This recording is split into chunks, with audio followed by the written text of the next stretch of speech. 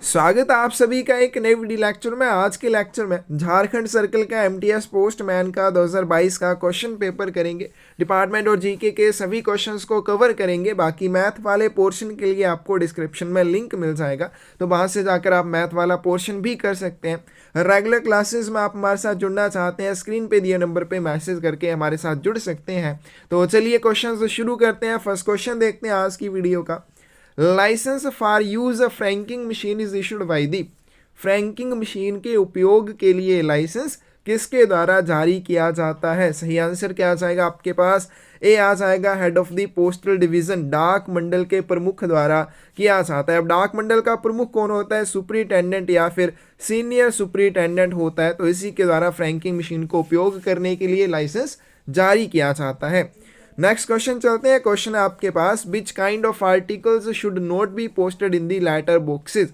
Letter box में किस तरह के लेखों को नहीं डालना चाहिए? Letters, post cards, inland letter cards या फिर machine franked articles. Correct answer क्या आ जाएगा? डी आ जाएगा। लेटर बॉक्सेस में मशीन फ्रैंक लेखों को पोस्ट करने के लिए नहीं डालना चाहिए। अगर आप फ्रैंक किए हुए लेखों को पोस्ट करने के लिए लेटर बॉक्स में डाल देते हैं तो उनको क्या माना जाएगा? अनपेड माना जाएगा, अवैतनिक माना जाएगा। तो इसका सही आंसर क्या आ जाएगा आपके पास? डी आ जाएगा।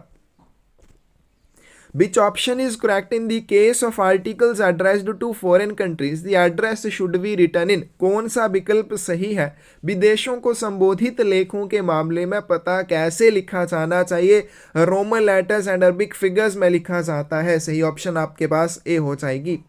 नेक्स्ट क्वेश्चन चलते हैं। क्वेश्चन आपके पास, which is correct option in writing address on an envelope. लिफाफे पर पता लिखने के लिए कौन सा विकल्प सही है? तो इस क्वेश्चन का सही आंसर क्या आएगा? ए आ जाएगा। In the lower half towards the right hand side of the front of article. Front कौन सी साइड हो जाती है? जहां पे प्राप्तकर्ता का पता लिखा जाता है। अब प्राप्तकर्ता का जो पता है वो कहां पे लिखा जाता है? मान लीजिए आपके पास ये आर्टिकल है। अब आर्टिकल के ऊपर जो प्राप्तकर्ता का पता लिखा जाएगा, चार पोर्शन हमने इसके कर लिए। ये वाला कौन सा आ जाएगा? राइट हैंड लोअर पोर्शन आ जाएगा, राइट हैंड अपर आ जाएगी।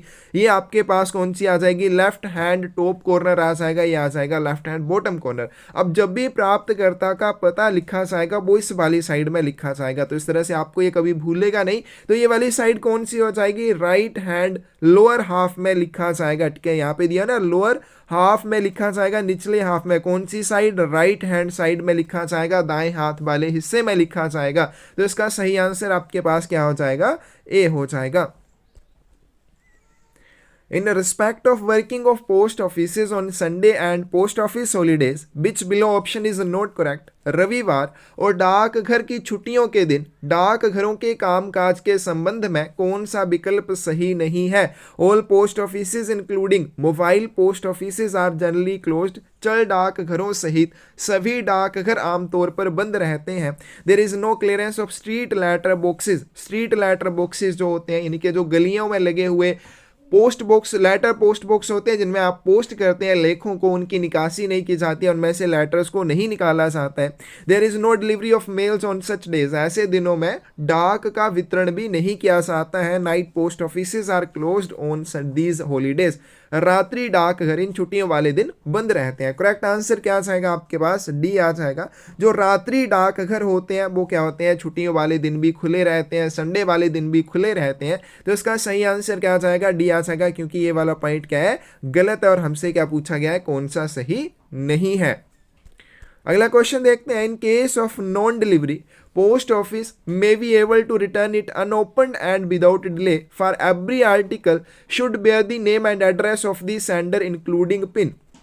वितरण न होने की स्थिति में डाकघर इसे बिना खोले और बिना देरी किए वापस करने में सक्षम होना चाहिए, जिसके लिए प्रत्येक लेख पर पिन सहित प्रेषक का नाम और पता कहाँ पे लिखा होना चाहिए। तो अब यहाँ पे देखिए, ऊपर हमने जैसे क्वेश्चन किया वहाँ पे पूछा गया था एड्रेस जो वो कहाँ पे लिखा जाएगा? एड्रेस ही का हमने क्या यहाँ पे लिखा जाना चाहिए? कौन सी हाफ में आ जाएगा? लोअर हाफ में। कौन सी? राइट हैंड साइड में, यानी कि राइट हैंड साइड में लोअर हाफ में लिखा जाएगा। लेकिन अब यहाँ पे क्वेश्चन में पूछा गया गया है कि मान लीजिए कोई आर्टिकल आपने भेजा है, अब उसका वितरण नहीं हो पाता है, अब पोस्ट ऑफिस उसको वापस कर पाए बिना किसी देरी के, तो इसलिए प्रत्येक आर्टिकल के ऊपर क्या होना चाहिए, प्रेषक का पता होना चाहिए। लेकिन प्रेषक का पता पिन सहित कहाँ पे लिखा जाएगा, इस वाले हिस्से में लिखा जाएगा। और ये कौन सा आ जाएगा, ये भी लोअर हाफ है, लेकिन कौन सी साइड का है, लेफ्ट हैंड साइड वाला लोअर हाफ है। तो यहाँ पे इसका सही आंसर क्या आ जाएगा, on the bottom lower left hand corner, निचले बाएं हाथ के कोने में प्रेषक का पता लिखा जाएगा। ये वाली साइड किसके लिए रह जाएगी, डाक टिकट लगाने के लिए, क्योंकि ये भी क्वेश्चन पूछा जाता है डाक टिकट किसी भी आर्टिकल के ऊपर कहाँ लगाए जाएंगे। तो उसका सही आंसर क्या जाता है, राइट हैंड टॉप कॉर्नर के ऊपर लगाए जाते हैं। Obtaining the signature of the addressee or his agent on the receipt is not necessary for, किसके मामले में रसीद पर प्राप्तकर्ता या उसके एजेंट के हस्ताक्षर प्राप्त करने की आवश्यकता नहीं होती है, registered letter, insured letter, registered parcel या फिर पोस्ट कार्ड। करेक्ट आंसर क्या आ जाएगा, डी आ जाएगा। अब कोई भी रजिस्टर्ड आर्टिकल है, बीमित आर्टिकल है या फिर पंजीकृत पार्सल है, जब भी उसका वितरण किया जाता है तो डाकिया को प्राप्तकर्ता से रसीद के ऊपर हस्ताक्षर प्राप्त करने होते हैं। लेकिन पोस्ट कार्ड अगर वो अनरजिस्टर्ड है तो ऐसी कंडीशन में कोई भी ऐसी जरूरत नहीं होगी, डी ऑप्शन सही आ जाएगी। A large number of undelivered articles is destroyed at every year because they contain no clue outside or inside to the whereabouts of the sender। कहाँ पर हर साल बड़ी संख्या में अवितरित लेखों को नष्ट किया जाता है क्योंकि उनमें प्रेषकों के ठिकाने के बारे में बाहर या अंदर कोई सुराग नहीं होता है। करेक्ट आंसर आपके पास ए आ जाएगा, at the various returned letter offices, विभिन्न पुनः प्रेषण केंद्रों में इस तरह के लेखों को नष्ट किया जाता है। अब मान लीजिए कोई भी डाक लेख जो है वो भेजा जाता है, अब जो भी प्राप्तकर्ता का एड्रेस लिखा हुआ है जब वो वहां पे पहुंचेगा, अगर किसी भी वजह से प्राप्तकर्ता को इस डाक वस्तु का वितरण नहीं हो पाता है तो इस डाक लेख को क्या किया जाता है, वापिस भेजा जाता है प्रेषक को, जिसका पता यहाँ पे लिखा होता है। लेकिन कोई भी ऐसा लेख जिसके ऊपर प्रेषक का पता नहीं है, उस लेख को क्या किया जाएगा, क्योंकि प्रेषक का पता नहीं है तो ऐसी डाक वस्तु को पुनः प्रेषण केंद्र को भेजा जाता है, क्योंकि वापिस करने के लिए अब कोई रास्ता नहीं है, प्रेषक का पता नहीं है, तो इसको पुनः प्रेषण केंद्र भेजा जाएगा। पुनः प्रेषण केंद्र में अगर यहाँ पे सेंडर के बारे में कोई भी क्लू मिल जाता है, आर्टिकल को खोला जाएगा, उसके अंदर कोई क्लू मिल जाता है, उसके बारे में कोई सूचना मिल जाती है, तो आरएलओ फिर उस लेख को उस प्रेषक को भेज सकता है। लेकिन अगर प्रेषक के बारे में, क्या जो सेंडर है उस आर्टिकल का, उसके बारे में कोई भी सूचना ना मिले तो उस लेख को नष्ट करना पड़ता है आरएलओ में। तो इस तरह होता है कि बहुत बड़ी संख्या में हर साल लेखों को नष्ट करना पड़ता है जिनका वितरण किसी वजह से नहीं हो पाता है, क्योंकि उनमें प्रेषकों का पता नहीं लिखा होता है, तो उनको वापस करने का कोई रास्ता नहीं बचता है। और आरएलओ के बारे में वॉल्यूम 5 में भी हम करते हैं, रिफ्यूज्ड आर्टिकल्स, अनक्लेम्ड आर्टिकल्स या फिर ऐसे आर्टिकल्स जिनके ऊपर इनकम्प्लीट एड्रेस लिखा हुआ है या विदाउट एड्रेस वाले जो आर्टिकल है, या फिर अनडिसाइफरेबल, अपाठ्य, जिनको पढ़ा नहीं जा सकता, इस तरह से उसके ऊपर पता लिखा हुआ है। इस तरह के जितने भी लेख होते हैं उनका पुनः प्रेषण केंद्र में निपटान किया जाता है, और यह भी हर बार क्वेश्चन पूछा जाता है। Which article will be delivered to the addressee after he or his agent authorizing in writing has signed a receipt for it? कौन सा लेख प्राप्तकर्ता या उसके लिखित रूप से अधिकृत एजेंट द्वारा रसीद पर हस्ताक्षर करने के बाद ही वितरित किया जाएगा? Ordinary letter, registered article book, post या फिर पोस्ट कार्ड। करेक्ट आंसर यहाँ पे क्या आ जाएगा, बी आ जाएगा, रजिस्टर्ड आर्टिकल। पंजीकृत लेख जो होगा उसका वितरण तभी किया जाएगा जब प्राप्तकर्ता का नौकर या प्राप्तकर्ता का एजेंट, लेकिन एजेंट जो वो लिखित में अधिकृत होना चाहिए, उसके द्वारा, इन तीनों में से कोई भी जब रजिस्टर्ड आर्टिकल के लिए रिसिप्ट के ऊपर, रसीद के ऊपर हस्ताक्षर करेगा तभी उस रजिस्टर्ड आर्टिकल का वितरण किया जाएगा, अन्यथा नहीं किया जाता है। Postman and other delivery agents are forbidden to deliver any article on which any sum of money is due to post office without receiving immediate payment of the amount due, which option is not correct. डाकी और जो अन्य वितरण agent होते हैं उनको देय राशि का तत्काल भुगतान प्राप्त किए बिना किसी भी लेख को वितरित करने से मना किया जाता है जिस पर डाक घर को कोई भी राशि देय हो। कौन सा विकल्प सही है। हमें यहाँ पे क्वेश्चन में क्या बताना है, हमें बताना है कि कोई भी डाक वस्तु जब भेजी जाती है, क्या डाकिए को मना किया जाता है कि उस डाक वस्तु का वितरण ना करे अगर उस आर्टिकल के ऊपर कोई भी पोस्टेज चार्जेस ड्यू है, यानी कि पोस्ट ऑफिस के द्वारा कोई भी पोस्टेज चार्जेस अभी उसके लिए रिकवर किए जाने हैं। तो वो जो चार्जेस हैं, ड्यू चार्जेस हैं, वो किसके संबंध में हो सकते हैं? On account of partial shortage of postage, डाक खर्च की आंशिक कमी के कारण। अब किसी भी डाक वस्तु के ऊपर मान लीजिए 5 रुपए पोस्टेज चार्जेस लगने थे, 3 रुपए आपने दे दिए, 2 रुपए नहीं दिए, तो वो क्या हो जाएगा, एक कमी हो जाएगी, आंशिक कमी। तो थोड़ी बहुत कमी रह गई है 2 रुपए की, उस 2 रुपए की रिकवरी या फिर जो भी 2 रुपए के दोगुने चार्जेस लगेंगे वो चार्जेस रिकवर किए बिना डाकिए को मना किया जाता है, उस लेख का वितरण वो नहीं करेगा। आगे चलते हैं, ये ड्यू चार्जेस जो है on account of custom duty, सीमा शुल्क के कारण भी हो सकते हैं। किसी भी आर्टिकल के ऊपर कस्टम ड्यूटी अगर रिकवर की जानी है तो जब तक वो कस्टम ड्यूटी रिकवर नहीं की जाती, डाकिया और अन्य डिलीवरी एजेंट जो होते हैं उस लेख का वितरण नहीं करेंगे। On account of totally unpaid postage amount, अब मान लीजिए 5 रुपए चार्जेस लगने थे लेकिन आपने 5 रुपए में से 1 रुपया भी नहीं दिया, 5 के 5 रुपए जो है वो रिकवर किए जाने हैं एड्रेसी से, या 5 रुपए के जो भी दोगुने बनेंगे 10 रुपए वो रिकवर किससे किए जाएंगे, एड्रेसी से। तो इस तरह से ये ड्यू चार्जेस इन सभी के संबंध में हो सकते हैं। On account of access payment in postage, डाक शुल्क के अधिक भुगतान के कारण। सही आंसर क्या आएगा, डी आ जाएगा। तो ये जो भी चार्जेस हैं, ठीक है, एक्सेस मतलब आपने 5 रुपए लगने थे, आपने ऑलरेडी उसके ऊपर 6 रुपए लगा दिया, अब ज़्यादा किसी को दे दें तो वापस थोड़ी ना करेगा, तो इस तरह के लेखों का वितरण जो है वो डाकिया कर देगा। लेकिन अगर इनके संबंध में कोई भी ड्यू चार्जेस हैं तो ऐसे डाक वस्तु का वितरण डाकिया तब तक नहीं करेगा जब तक कि उसे ये ड्यू चार्जेस रिकवर नहीं हो जाते हैं। तो इसका सही आंसर आपके पास क्या आ जाएगा, डी आ जाएगा। आगे चलते हैं, क्वेश्चन आपके पास, which option is correct in case an amount is due on an article then the address is, कौन सा विकल्प सही है यदि किसी लेख पर राशि देय है तो प्राप्त करता होगा। Not bound to pay the amount due on it to the post office, article will be return as refused, प्राप्तकर्ता इस लेख के लिए डाक घर को देय राशि का भुगतान करने के लिए बाध्य नहीं होगा तथा लेख अस्वीकृत के रूप में लौटा दिया जाएगा। He is bound to pay the amount due on it to the post office, वह डाक घर को देय राशि का भुगतान करने के लिए बाध्य होगा। Article will be delivered to him without paying of the due amount, देय राशि के भुगतान के बिना लेख उसे वितरित किया जाएगा। If the due amount is not paid by him, article will be returned as addressee not found, अगर ये वो देय राशि का भुगतान नहीं करता है तो लेख को कैसे वापस लौटाया जाएगा, जैसे उसका प्राप्तकर्ता नहीं मिलता है उस तरह से उसे वापस लौटा दिया जाएगा। सही आंसर क्या आ जाएगा, ए आ जाएगा।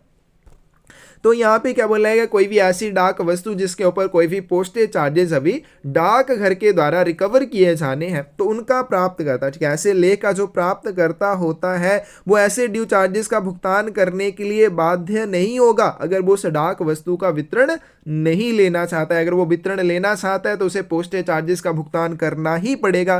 अगर वो उस वस्तु का वितरण नहीं लेना चाहता है तो वो ड्यू चार्जेस का भुगतान करने के लिए बाध्य नहीं होता है। Which of the below is not a first class mail, निम्नलिखित में से कौन सा प्रथम श्रेणी की डाक में नहीं आता है। Letters, post cards, letter cards या फिर blind literature packet. Correct answer क्या आ जाएगा, डी आ जाएगा। अंध साहित्य पैकेट जो होते हैं प्रथम श्रेणी की डाक में नहीं आते हैं।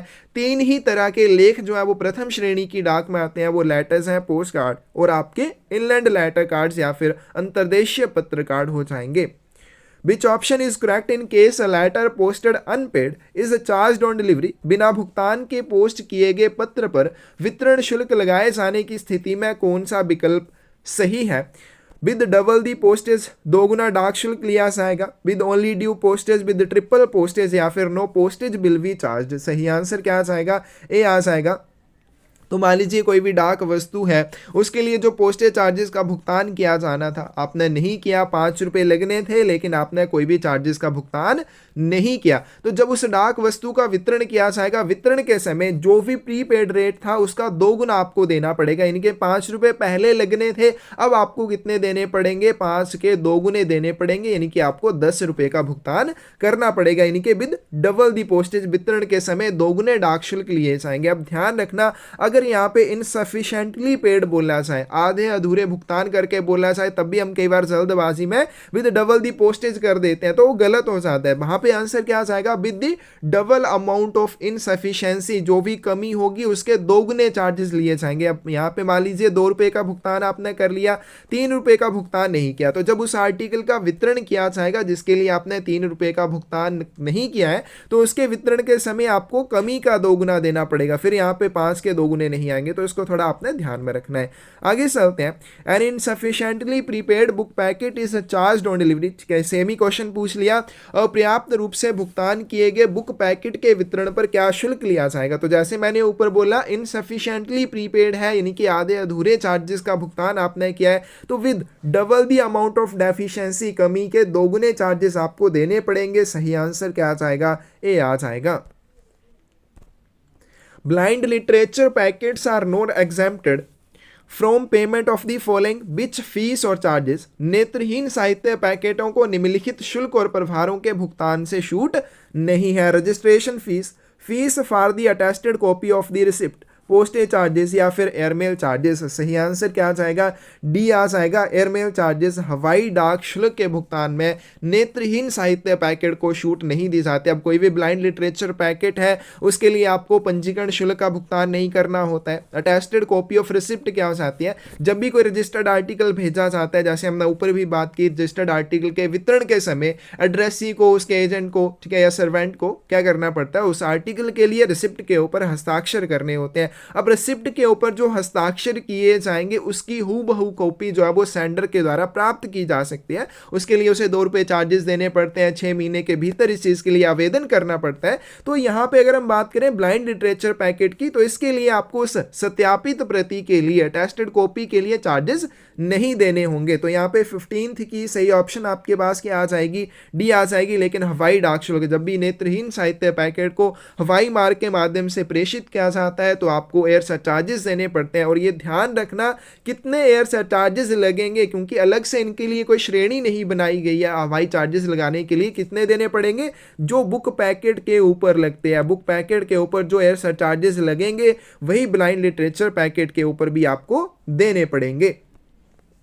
Coin, bullion, platinum, precious stones, jewelry, government currency notes and bank notes and articles of gold or silver may be sent by post only। सिक्का है, बुलियन, प्लेटिनम कीमती पत्थर, आभूषण, सरकारी मुद्रा नोट या बैंक नोट और सोने या चांदी के लिए केवल डाक द्वारा कैसे भेजे जा सकते हैं। तो जब भी इस तरह की डाक वस्तुएं आपने पोस्ट ऑफिस के माध्यम से भेजनी हो तो उनके लिए आपको उनकी इंश्योरेंस करनी पड़ती है, बीमा करना पड़ता है। बीमा के लिए बहुत सारी कंडीशंस हैं, क्या चार्जेस लिए जाते हैं, बहुत अच्छे से आप उसको करेंगे, ये बहुत इंपॉर्टेंट टॉपिक है। तो 16th की सही ऑप्शन आपके पास क्या आ जाएगी, आप उनको इंश्योर्ड लेटर या पार्सल के अंदर भेज सकते हैं, यानी कि बीमा जो है यहाँ पे कंपलसरी हो जाएगा।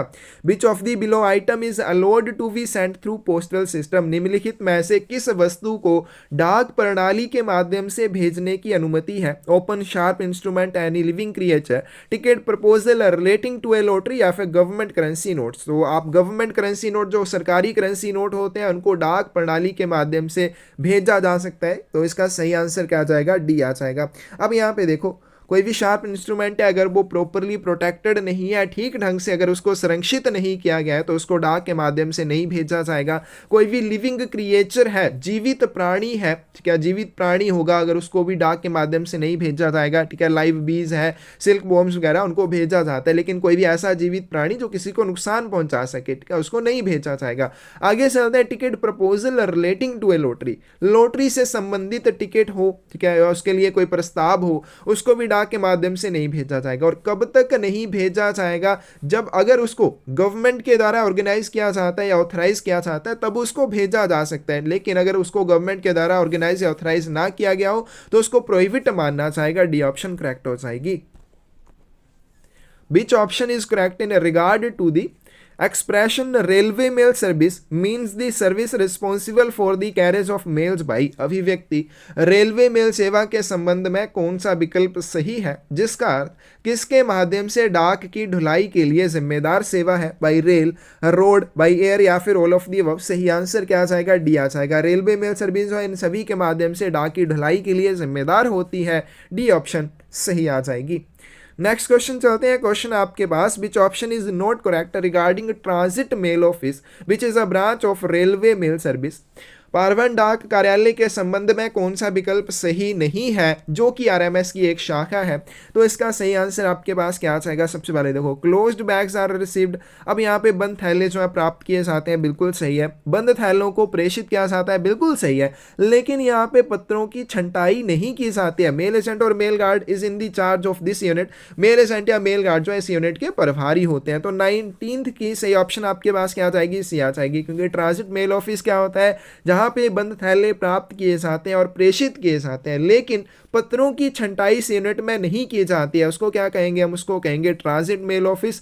और ट्रांजिट सेक्शन होता है, पारवन अनुभाग होता है, वो क्या होता है? अच्छे से कर लेना, क्योंकि ये कंफ्यूज करती हैं चीज़ें। अगर आपने समझ के किया है तो कंफ्यूज नहीं करेंगी। मैंने एग्जांपल देके ट्रांजिट सेक्शन का भी समझाया था। ट्रांजिट मेल ऑफिस भी बहुत आसान है, कंफ्यूज नहीं होना है। आगे चलते हैं। Which statement about returned letter office is not correct. पुनः प्रेषण केंद्र के बारे में कौन सा कथन सत्य नहीं है?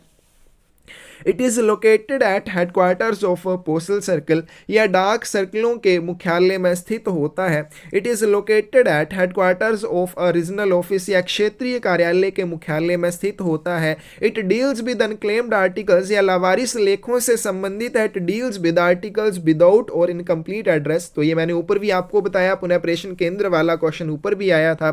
तो सबसे पहले यहाँ पे इसका हमें क्या बताना है? हमें बताना है सत्य कौन सा नहीं है। तो सही आंसर क्या आएगा? बी आ जाएगा। ठीक है।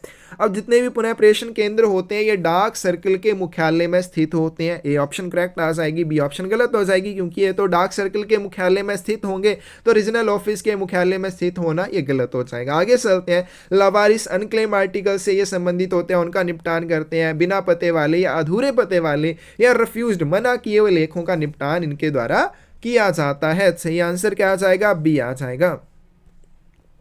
The term sorting assistant is used to designate which one of the below। छंटाई सहायक शब्द का प्रयोग निम्नलिखित में से किसे निर्दिष्ट करने के लिए किया जाता है? Supervising officers, mail guards, class 4th servants, या फिर इनमें से कोई भी नहीं। करेक्ट आंसर क्या आ जाएगा? डी आ जाएगा। अब देखो, जो सॉर्टिंग असिस्टेंट है उसका प्रयोग किसके लिए किया जाता है? जितने भी आरएमएस ऑफिशियल्स होते हैं, जितने भी आरएमएस अधिकारी होते हैं, उन सभी को सॉर्टिंग असिस्टेंट टर्म में गिना जाता है। लेकिन किनको छोड़कर जितने भी सुपरवाइजिंग ऑफिसर्स होते हैं, मेल गार्ड होते हैं, या फिर क्लास 4 के जो सर्वेंट्स होते हैं, इनके एमटीएस वगैरह, उन सभी को छोड़कर बाकी आरएमएस के जितने भी कर्मचारी होते हैं उन सभी को क्या कहा जाता है? सॉर्टिंग असिस्टेंट कहा जाता है। तो इसका सही आंसर क्या आ जाएगा? डी आ जाएगा। सॉर्टिंग असिस्टेंट टर्म का यूज इन सभी के लिए नहीं किया जाता है।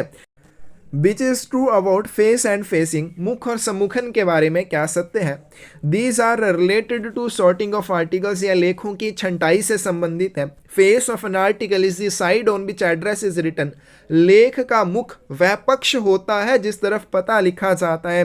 Facing means the arrangement of articles with the address side upwards and addresses turned in the same direction. सम्मुखन का अर्थ लेखों की व्यवस्था है जिसमें पता पक्ष ऊपर की ओर होता है तथा सभी पते एक ही दिशा में मुड़े होते हैं, या फिर all of the above are true. Correct answer क्या आ जाएगा? डी आ जाएगा। ये सभी फेस और फेसिंग के बारे में सही है। ये लेखों की छंटाई से संबंधित है। जब लेखों की छंटाई की जाती है, उनकी फेसिंग की जाती है डाकियों के द्वारा। आगे चलते हैं। किसी भी आर्टिकल का फेस या मुख उस साइड को कहा जाएगा जिस तरफ प्राप्तकर्ता का पता लिखा जाता है।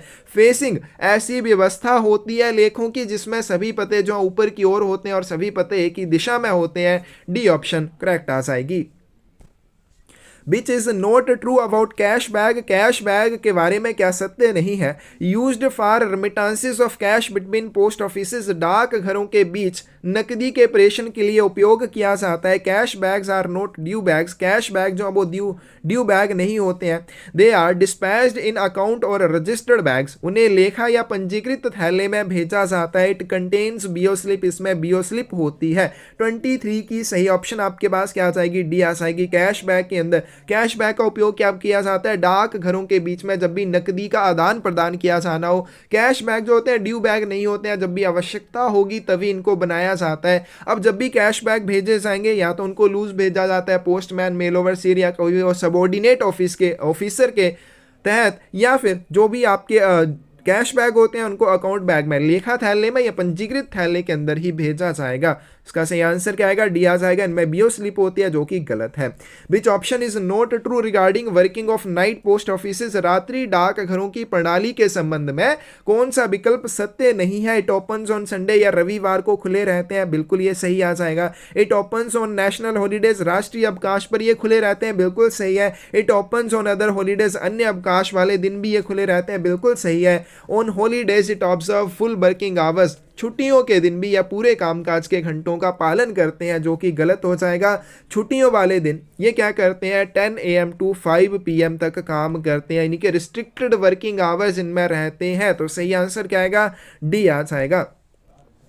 The postal department is under the administrative control of, डाक विभाग किसके प्रशासनिक नियंत्रण में है? सही आंसर क्या आ जाएगा आपके पास? बी आ जाएगा। Director general post new Delhi, महानिदेशक डाक नई दिल्ली के प्रशासनिक नियंत्रण में है।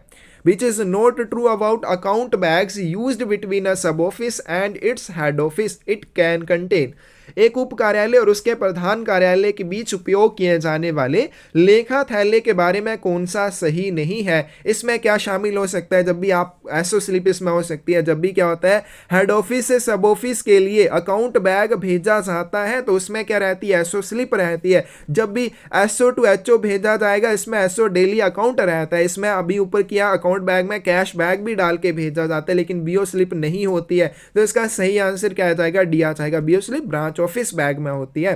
Post offices are divided into 3 classes, which is not correct. One, डाक घरों को 3 वर्गों में बांटा गया है, कौन सा विकल्प सही नहीं है? हेड पोस्ट ऑफिस, सब पोस्ट ऑफिसेज, एक्स्ट्रा डिपार्टमेंटल सब ऑफिसेज, या फिर extra departmental branch post offices. Correct answer क्या आ जाएगा? एक्स्ट्रा डिपार्टमेंटल सब ऑफिस, इस तरह की श्रेणी का कोई डाक घर नहीं होता है। ठीक है, 3 श्रेणियां हैं, एचओ, एसओ और बीओ। ठीक है, बीओ को आप extra departmental branch post office कहो या ब्रांच पोस्ट ऑफिस कहो, सेम ही चीज है। सही आंसर क्या आएगा? सी आ जाएगा। First class head postmaster of gazetted head post offices in regard to their own offices exercise all the powers of राजपत्रित प्रधान डाक घरों के प्रथम श्रेणी प्रधान पोस्ट मास्टर अपने स्वयं के कार्यालयों के संबंध में किसकी सभी शक्तियों का प्रयोग करते हैं? Superintendent of post offices, senior superintendent of post offices, senior superintendent of RMS, या फिर director general postal services. Correct answer क्या आ जाएगा? 28 की सही ऑप्शन आपके पास ए आ जाएगी। सुपरिटेंडेंट ऑफ पोस्ट ऑफिसेज, डाक घर के जो अधीक्षक होते हैं उसकी सभी शक्तियों का प्रयोग किया जाता है, किसके द्वारा? जो राजपत्रित प्रधान डाक घरों में प्रथम श्रेणी का प्रधान पोस्ट मास्टर हो, वो स्वयं सिर्फ अपने कार्यालय के संबंध में डाकघर अधीक्षक की सभी शक्तियों का प्रयोग कर सकता है।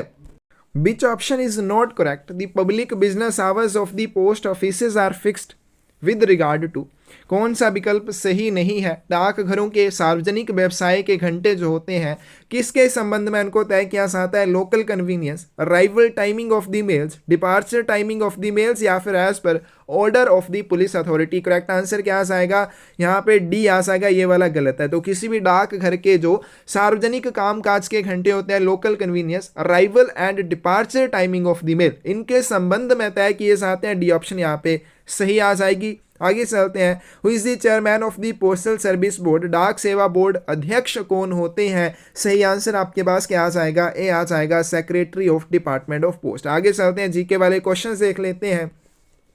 The oldest Indian classical language spoken in many Indian states today also, सबसे पुरानी भारतीय शास्त्रीय भाषा जो आज भी कई राज्यों में बोली जाती है 31 की। सही ऑप्शन आपके पास क्या आ जाएगी? बी आ जाएगी, तमिल। आगे चलते हैं। Which movement is not related to India's freedom struggle, कौन सा आंदोलन भारत के स्वतंत्रता संग्राम से संबंधित नहीं है? करेक्ट आंसर इसका डी आ जाएगा, JP movement. Who was the founder of Azad Hind Fauj, Azad Hind फौज के संस्थापक कौन थे? करेक्ट आंसर 33 का क्या आ जाएगा आपके पास? डी आ जाएगा, सुभाष चंद्र बोस। नेक्स्ट चलते हैं। You are a person with a high level of, if you stand by your values despite being under huge pressure from others, यदि आप दूसरों के भारी दबाव के होने के बावजूद अपने मूल्यों पर कायम रहते हैं, तो आप किसके उच्च स्तर वाले व्यक्ति हैं? एबिलिटी, एफिशिएंसी, इंटीग्रिटी या ह्यूमैनिटी। सही आंसर क्या आएगा? सी आ जाएगा, आप एक उच्च इंटीग्रिटी वाले व्यक्ति हैं। नेक्स्ट चलते हैं।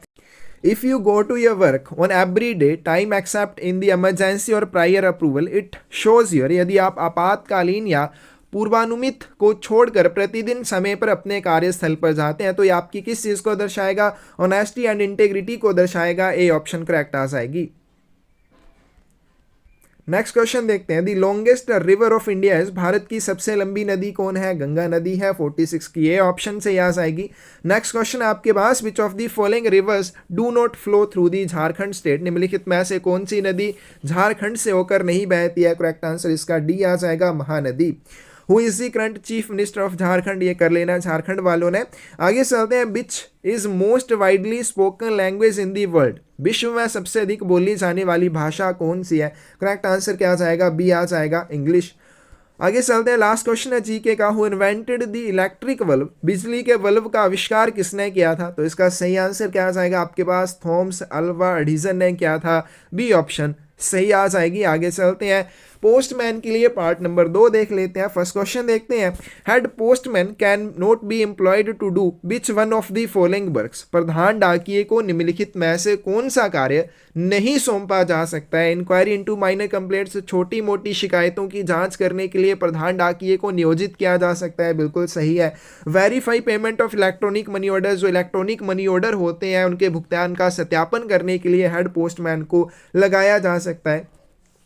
Test the work of postman and letter box attendants, डाकियों और लेटर बॉक्स परिचारकों के काम का परीक्षण करने के लिए उसको लगाया जा सकता है। बीट रैशनलाइजेशन, सही आंसर क्या आएगा? डी आ जाएगा। ये वाला काम करने के लिए डाकिये को, प्रधान डाकिये को नहीं लगाया जा सकता, बाकी ये वाले काम उसको सौंपे जा सकते हैं। नेक्स्ट क्वेश्चन आपके पास। Every postman is required to keep postman's book in which before proceeding on his beat he makes some entries. Which option in this regard is not correct in the case of a head post office?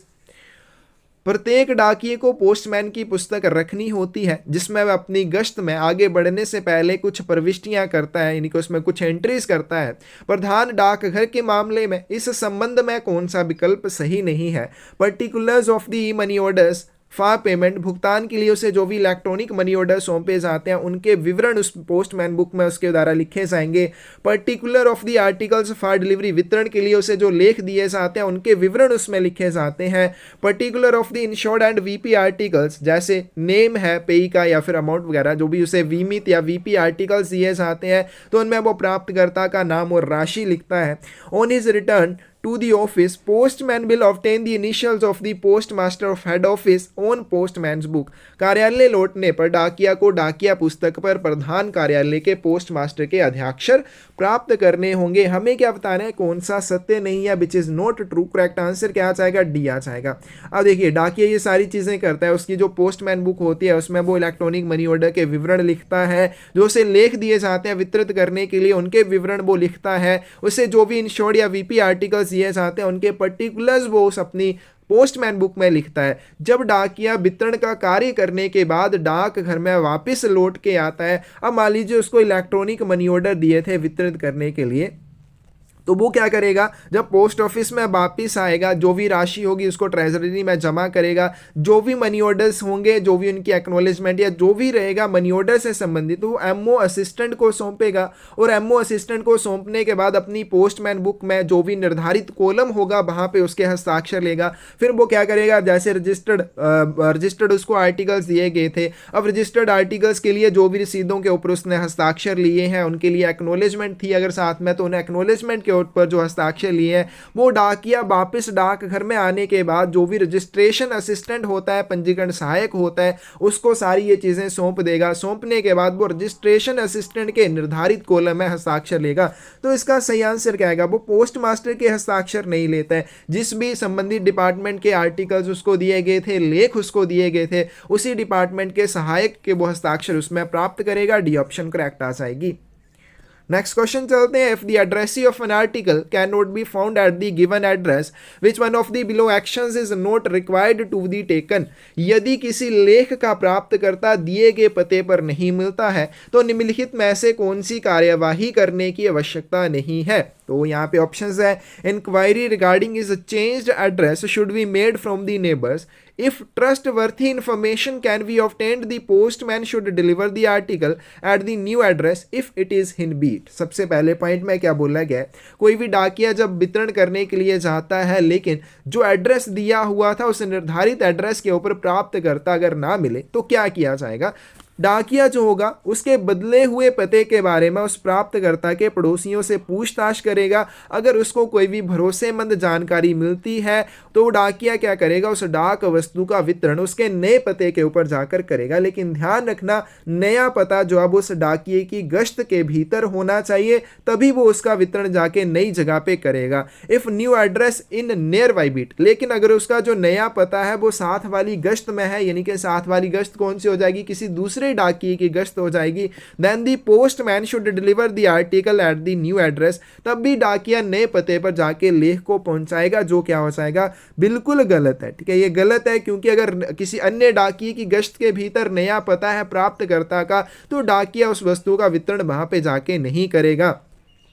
If new is in other beat, कि अगर नया पता जो है वो किसी अन्य की गश्त में है, make a note of the new address on the article, तो डाकिया उस लेख के ऊपर उस नए पते के बारे में लिख देगा कि ये इसका नया पता है, so that it may be made over to another postman at the next delivery, ताकि अगले वितरण में डाकिया को वो किसी अन्य डाकिए को वो लेख दिया जा सके वितरित करने के लिए। अब क्योंकि वो दूसरे डाकिए की गश्त के भीतर में है तो अपना डाकिया, दूसरा जो डाकिया होगा वही अपनी गश्त के भीतर में वितरण करेगा, तो जो पुराने वाला डाकिया वो उस डाक लेख के ऊपर नया एड्रेस लिख देगा ताकि दूसरे डाकिए को दिया जा सके वो लेख वितरित करने के लिए जिसकी गश्त के भीतर प्राप्तकर्ता अब रहता है। If sufficient information regarding the address see can not be obtained, the article should be return to post master as unclaimed. अगर यहाँ पे प्राप्तकर्ता के बारे में कोई भी इंफॉर्मेशन नहीं मिलती है तो पोस्ट मास्टर को उस डाक वस्तु को एज अनक्लेम्ड लावारिस के रूप में वापस कर दिया जाएगा। तो इसका सही आंसर क्या आ जाएगा, हमें क्या बताना है, कौन सा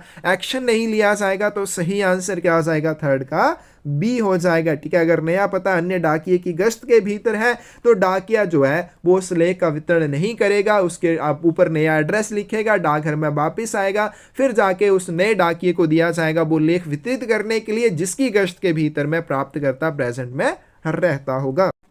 नेक्स्ट क्वेश्चन है आपके पास, in case of delivery of any article on which any postage or custom duty is due or any sum is to be recovered which statement is not correct for this situation, किसी वस्तु की वितरण के मामले में जिस पर कोई डाक शुल्क या सीमा शुल्क देय हो या कोई राशि वसूल की जानी हो, इस स्थिति के लिए कौन सा कथन सही नहीं है।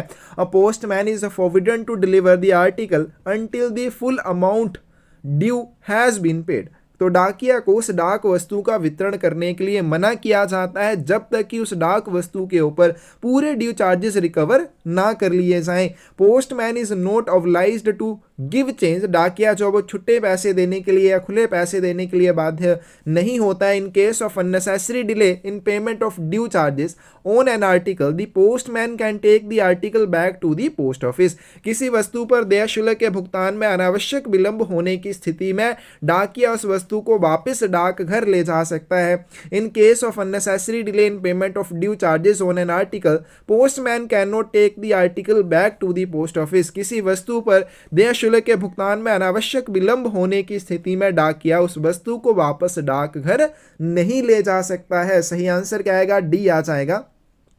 अब सबसे पहले कोई भी ऐसी डाक वस्तु जिसके ऊपर कोई भी पोस्टेज चार्जेस हैं, चाहे वो क्या आपके कस्टम ड्यूटी चार्जेस हैं या फिर वो पोस्टेज चार्जेस हैं, वो रिकवर किए जाने हैं, तो डाकिया को मना किया जाता है कि जब तक वो पूरे पोस्टेज ड्यू चार्जेस रिकवर ना कर लिए जाएं उस डाक वस्तु का वितरण ना किया जाए। डाकिया जो वो छुट्टे पैसे देने के लिए बाध्य नहीं होता है। आगे चलते हैं, अगर प्राप्तकर्ता ड्यू चार्जेस का भुगतान करने में अनावश्यक देरी करता है तो डाकिया इस चीज़ के लिए अधिकृत होता है कि उस डाक वस्तु को वापस डाकघर ले जाए। तो यहाँ पे इसका सही आंसर क्या आ जाएगा, डी आ जाएगा। ये वाला कथन गलत है।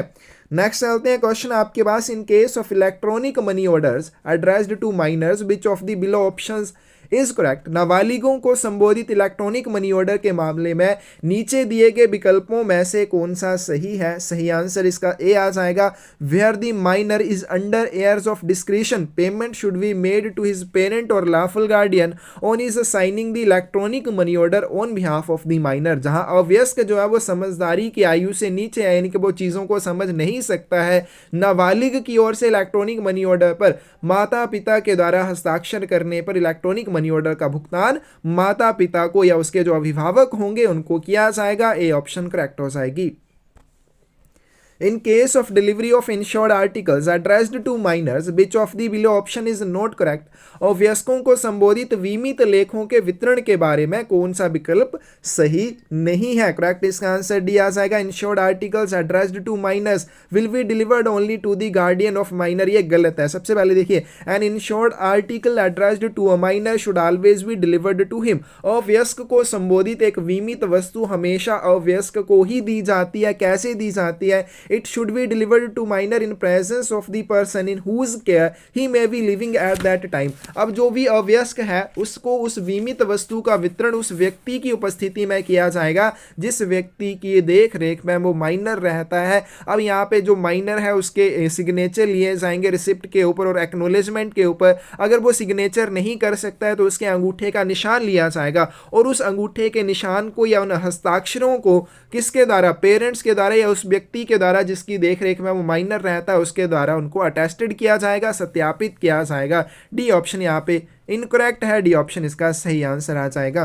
विच statement about postman's beat is not true? डाकिया की गश्त के बारे में कौन सा कथन सत्य नहीं है? Beat is fixed by the post master. गश्त जो है वो पोस्ट मास्टर के द्वारा तय की जाती है। Postman must on no account deviate from his prescribed beat. डाकिया को किसी भी स्थिति में उसकी निर्धारित गश्त का उल्लंघन नहीं करना चाहिए।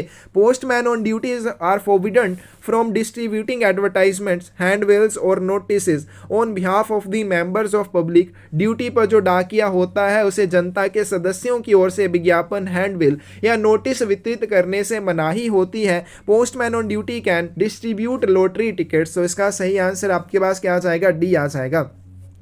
तो डाकिया के बारे में क्या सत्य नहीं है? सबसे पहले डाकिया जो होता है वो क्या होता है? उसकी गश्त जो होती है, गश्त क्या होती है? जिसके भीतर उसको अपने निर्धारित कर्तव्यों का पालन करना होता है। साथ में वो डाकघर या वो कार्यालय जिससे वो डाकिया जुड़ा हुआ है वो भी उसकी बीट के अंदर आ जाएगा। तो वो पोस्ट मास्टर के द्वारा निर्धारित की जाती है। डाकिया को किसी भी स्थिति में उसकी निर्धारित जो गश्त होगी उसके बाहर नहीं जाना चाहिए। और पोस्टमैन जो है वो ड्यूटी पर रहते हुए जनता के सदस्यों की ओर से विज्ञापन है, हैंडबिल या नोटिस वगैरह का वितरण नहीं करेगा। डाकिया जो है वो लॉटरी टिकट भी वितरित नहीं करेगा क्योंकि ये प्रतिबंधित होते हैं। अगर वो ऑर्गेनाइज या ऑथराइज है गवर्नमेंट के द्वारा तब तो किया जाएगा, लेकिन अगर ऐसे है तो नहीं किया जाएगा। डी ऑप्शन यहाँ पे इसका सही आंसर आ जाएगा।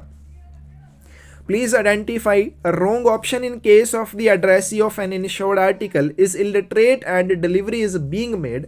कृपया गलत विकल्प की पहचान करें यदि बीमित वस्तु का प्राप्तकर्ता निरक्षर है और वितरण किया जा रहा है। ठीक है, बीमित वस्तु है उसका जो प्राप्तकर्ता है वो अनपढ़ है क्योंकि वो वितरित वस्तु के लिए जो रिसिप्ट और एक्नोलेजमेंट होगी उसके ऊपर हस्ताक्षर नहीं कर सकता। तो उस डाक वस्तु का वितरण कैसे किया जाएगा? Article will be delivered to his literate relative. तो यहाँ पे पूछा गया हमें क्या होता है ना, रोंग ऑप्शन कौन सी है? तो पहले वाली ही रोंग आ जाएगी कि आर्टिकल का वितरण उसके नजदीकी रिश्तेदार को किया जाएगा जो पढ़ा लिखा है, ये तो गलत हो जाएगा। Article will be delivered to illiterate person, जो पत्र है बीमित वस्तु है उसका वितरण अनपढ़ व्यक्ति को ही किया जाएगा। हिज थंब इंप्रेशन, सील और other mark should be obtained on the receipt and acknowledgement.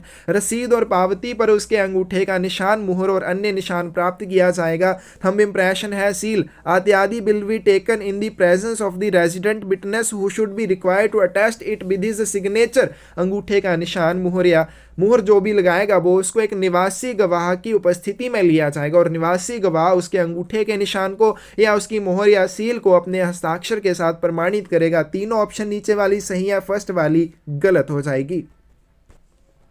A set of a mail office starts at 8 p.m. and ends at 6 a.m. then which date will be shown by the date stamps and seals of the set?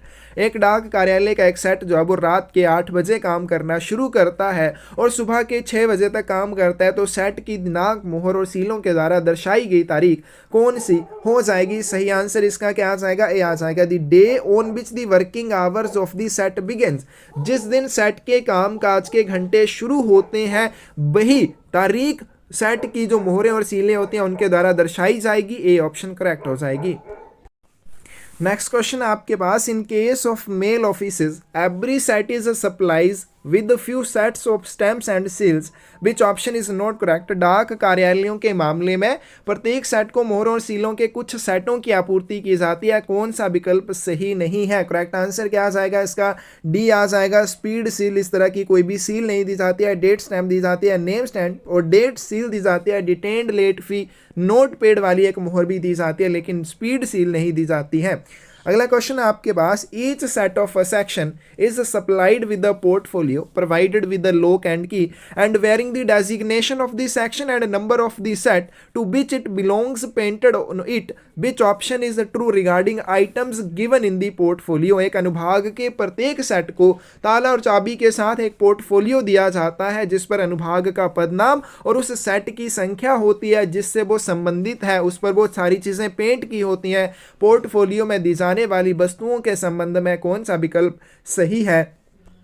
Due mail list इसमें शामिल रहेगी, stamps and seals इसमें रहेंगी, mean of distribution of work या फिर all of the above are true. Correct answer क्या आ जाएगा? ये सभी चीज़ें पोर्टफोलियो में बहन की जाती हैं और भी बहुत सारी चीज़ें, एक्ट में कवर्स हैं, फर्स्ट एड बॉक्स है, बच के स्टैम्प और सील्स हैं, वर्क पेपर्स आ जाएंगे, ये सारी चीज़ें इसमें बहन की जाती हैं और भी बहुत सारी चीज़ें हैं आपको जो अच्छे से याद कर लेनी है। डी ऑप्शन यहाँ पे करेक्ट आ जाएगी। अगला क्वेश्चन चलते हैं, which of the below options in respect of closing of transit bags is not correct? पारवन थैले को बंद करने के संबंध में नीचे दिए गए विकल्पों में से कौन सा सही नहीं है?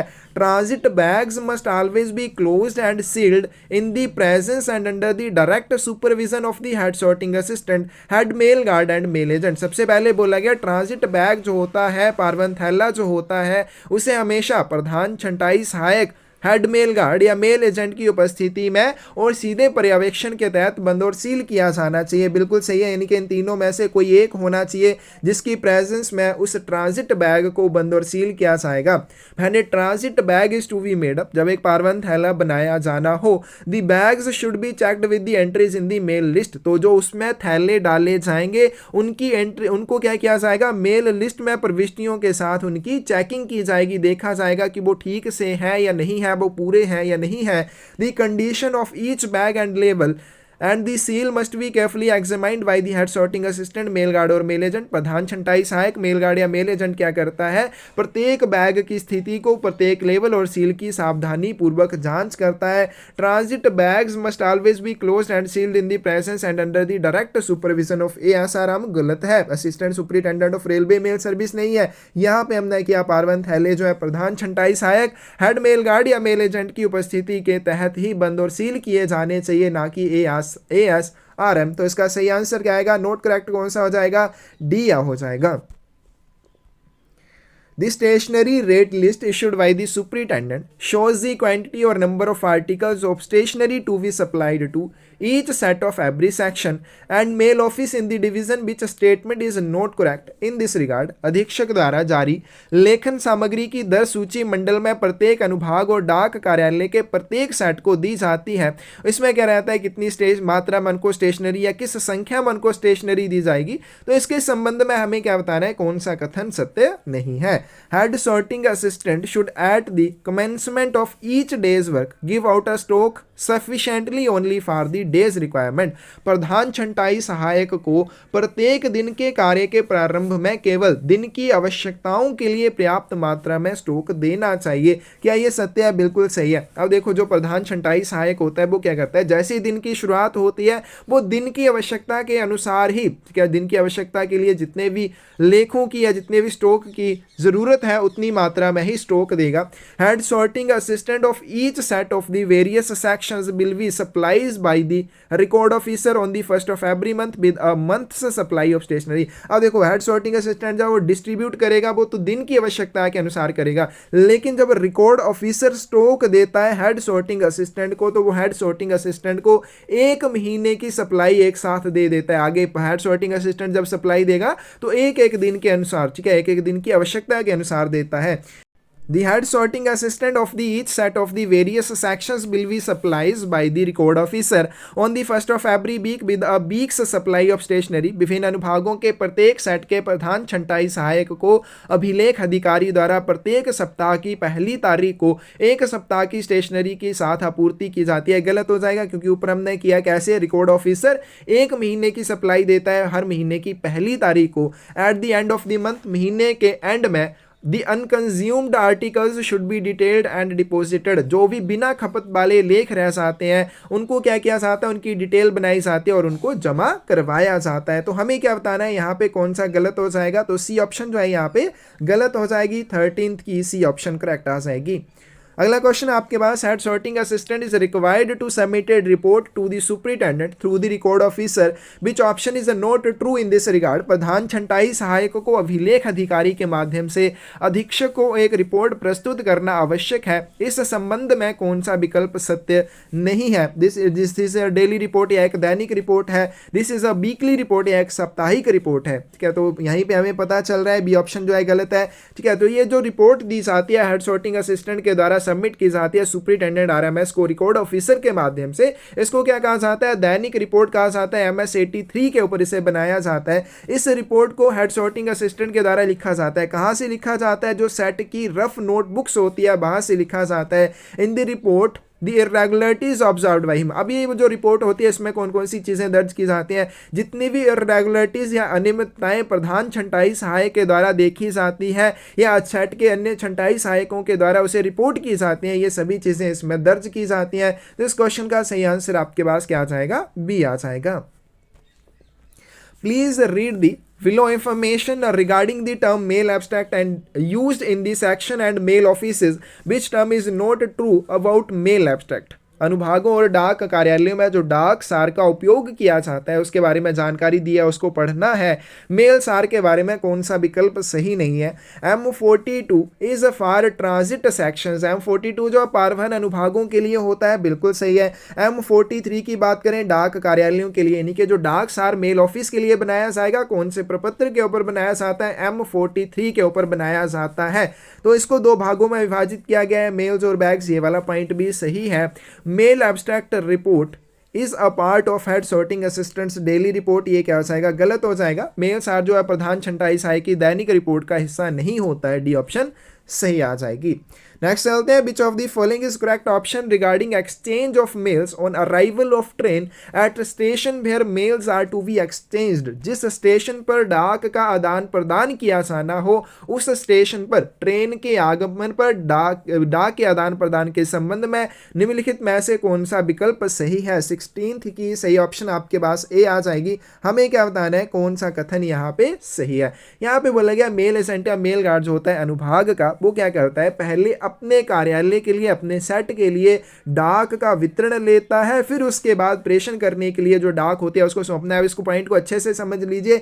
जब भी सेक्शन के, ठीक है, जब भी सेक्शन के मेल एजेंट या मेल गार्ड की बात की जाएगी, तो जब भी ट्रेन आती है स्टेशन पर जहां पे डाक का आदान प्रदान किया जाना है, तो सेक्शन का जो मेल एजेंट होता है या मेल गार्ड होता है वो क्या करता है, पहले अपने सेट के लिए जो डाक होगी उसका वितरण लेगा, फिर आगे प्रेषित की जाने वाली डाक को सौंपेगा। दूसरा होता है आपके पास मेल ऑफिस का जो मेल एजेंट या मेल गार्ड होता है, वो क्या करता है, वो पहले क्या करता है, आगे प्रेषित की जाने वाली डाक को सौंपेगा, फिर उसके कार्यालय के लिए जो डाक आई है उसका वितरण लेगा। इन दोनों पॉइंट को बिल्कुल समझ के करना है एग्जाम में इस चीज के लिए, नहीं तो आप कंफ्यूज होंगे, ठीक है। तो इसका सही आंसर आपके पास क्या आ जाएगा, ए आ जाएगा। अगला क्वेश्चन चलते हैं। क्वेश्चन आपके पास, as final duties before quitting van or office the mail agent और mail guard is not supposed to do which of the following works.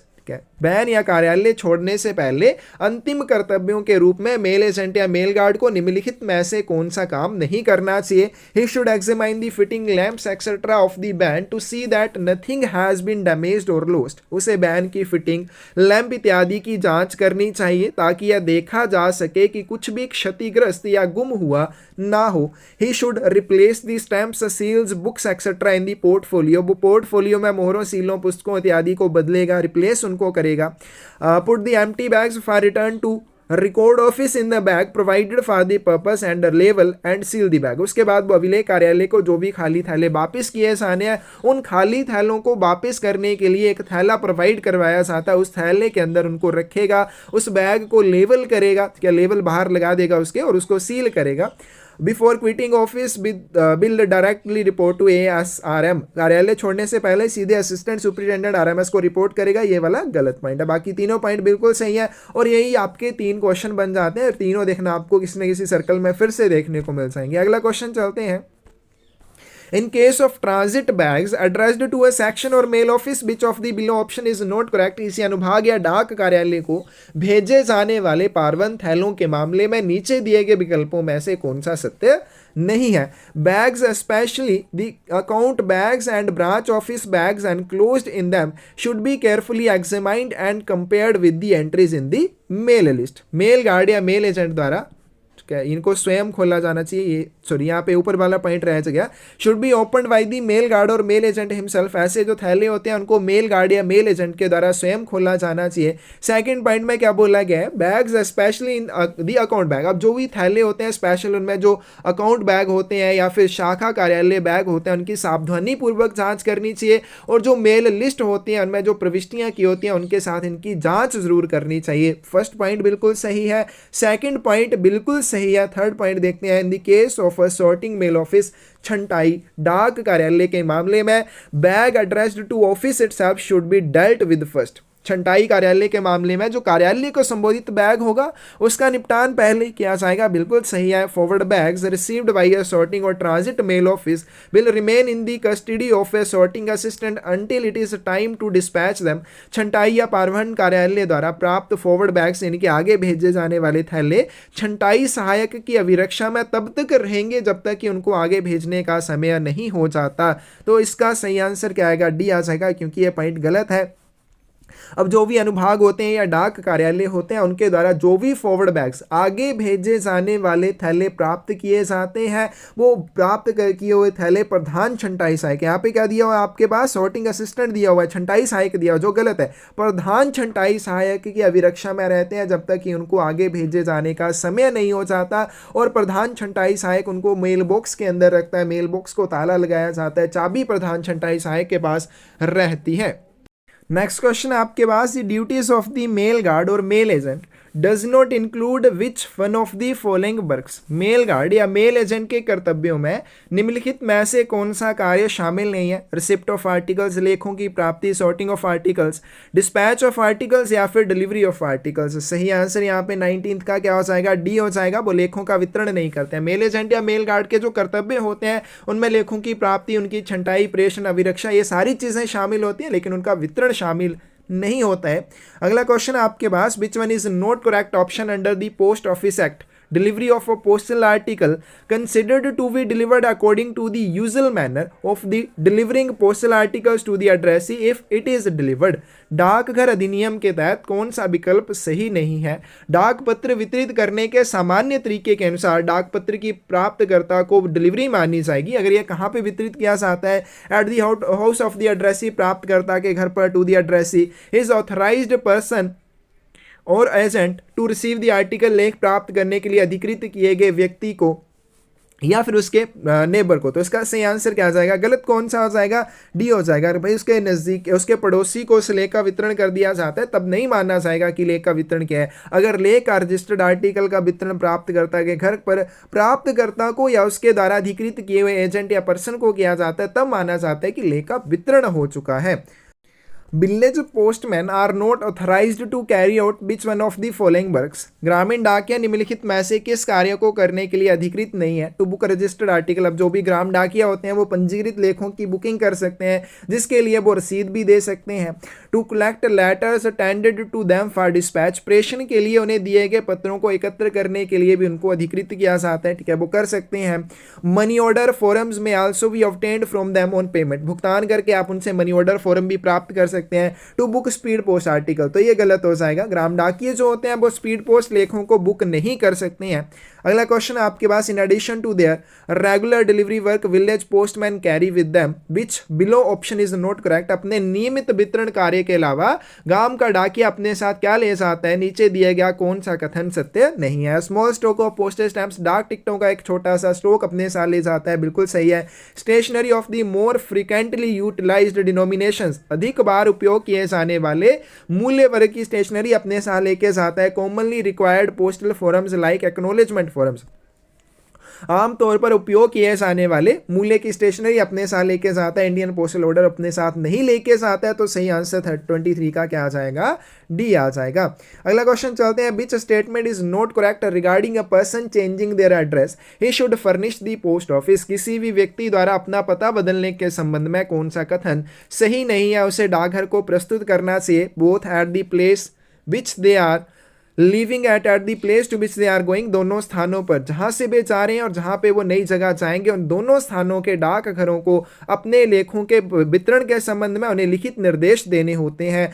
Must state whether they are intended to apply to all postal articles, उन्हें यह अवश्य बताना चाहिए कि निर्देश जो है वो व्यक्ति को भेजेंगे क्या सभी डाक लेखों के ऊपर लागू होंगे या फिर स्पेसिफिक श्रेणी के लेखों पर ही लागू होंगे। Whether the instructions will apply to postal articles addressed to person only or also to members of his family or household, क्या निर्देश केवल व्यक्ति को संबोधित डाक वस्तुओं पर लागू होंगे या उसके घर के परिवार के सदस्यों के ऊपर भी लागू होंगे। Conditional instructions like to a programme will also be attended to, भ्रमण कार्यक्रम जैसे सशर्त जो शर्तों वाले निर्देश होंगे उनका भी पालन किया जाएगा। तो इसका सही आंसर 24 का डी आ जाएगा। जो कंडीशनल इंस्ट्रक्शंस रहती हैं जैसे कि टूर प्रोग्राम जैसी इंस्ट्रक्शन जो होंगी उनको पालन नहीं उनका किया जाएगा। बाकी तीनों पॉइंट सही है। लास्ट क्वेश्चन है आज की वीडियो का, in the large post offices there is usually one or more postman designated head postman who are entrusted with which below statement is not correct। बड़े डाकघरों में आमतौर पर एक या एक से अधिक डाकिया नामित हेड पोस्टमैन होता है जिन्हें कौन सा कार्य सौंपा जा सकता है, निम्नलिखित में से कौन सा कथन सत्य नहीं है। With the duty of conveying money to and from the treasury, sub treasury और बैंक और टाउन सब ऑफिस, सबसे पहले वो कोषागार, उप कोषागार या बैंक या फिर टाउन सब ऑफिस को नकदी लेकर जाता है या वहां से नकदी लेकर आने का कार्य वो सौंपता है करता है। To take out the delivery, to take out for delivery of articles that have been returned by other postmen as unclaimed or refused, अन्य डाकियों के द्वारा जो मना किए हुए या लावारिस लेखों के रूप में लेख वापस लाए जाते हैं उनको फिर से एक बार वितरण के लिए बाहर लेके जाता है। To take up the work of any postman who is temporarily absent, अस्थायी रूप से अगर कोई भी डाकिया अनुपस्थित है तो उसकी जगह पे काम वो करता है। To take up the work of any PA who may be temporarily absent, अस्थायी रूप से अनुपस्थित रहने वाले किसी भी पीए का काम वो करता है। 25 की जो डी ऑप्शन है गलत हो जाएगी, पीए का काम वो नहीं करता है, बाकी तीनों ये काम उसके द्वारा किए जाएंगे। तो ये था झारखंड सर्कल का एमटीएस पोस्टमैन का 2022 का क्वेश्चन पेपर। बहुत ही लंबा ये क्वेश्चन पेपर था, लेकिन अगर आपके कंसेप्ट क्लियर हैं तो बिल्कुल ज़्यादा टाइम नहीं लगेगा, विद इन हाफ आवर आप इसको सॉल्व कर सकते हैं। ठीक है, बहुत ही आसान तो नहीं मैं कह सकता हूँ, लंबा क्वेश्चन पेपर है आसान, तो इसमें आपको टाइम ज़रूर लगेगा लेकिन बहुत ही आसान क्वेश्चन पूछे गए हैं। ठीक है, तो किसी भी क्वेश्चन में आपको कोई गलती नजर आए या किसी भी क्वेश्चन में डाउट हो या लगे किसी क्वेश्चन का आंसर गलत बताया गया है, कमेंट सेक्शन में उस चीज़ के बारे में ज़रूर बताएं। रेगुलर क्लासेस में आप हमारे साथ जुड़ना चाहते हैं, स्क्रीन पे दिए हुए नंबर पे मैसेज हमें कर सकते हैं। मैथ वाले पोर्शन के लिए आपको डिस्क्रिप्शन में लिंक मिल जाएगा। प्रीवियस ईयर क्वेश्चन पेपर्स की पीडीएफ फाइल्स के लिए भी आप हमारे साथ जुड़ सकते हैं, आप हमें मैसेज कर सकते हैं। धन्यवाद।